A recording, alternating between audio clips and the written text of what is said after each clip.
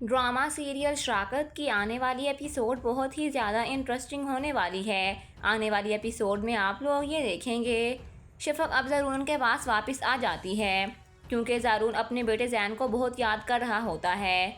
इसलिए शफ़क़ ज़ैन को लेकर ज़रून के पास आ जाती है, लेकिन शफ़क़ ने ज़रून को माफ़ नहीं किया होता। वहीं पर ही दूसरी तरफ आप लोग ये देखेंगे माहम को राशिद कॉल करता है।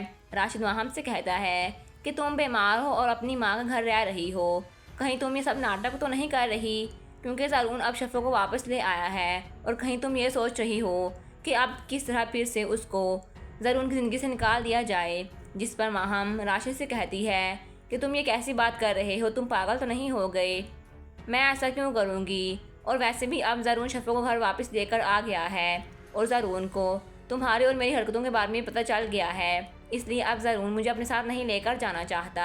वहीं पर दूसरी तरफ मासूमा ज़ारा से कहती है कि मुझे अपनी बेटी माहम बहुत प्यारी है, अगर माहम को कुछ हुआ तो मैं तुम्हें भी नहीं छोड़ूंगी। ज़ारा बहुत ही ज़्यादा परेशान हो जाती है और वो अपने घर वापस चली जाती है।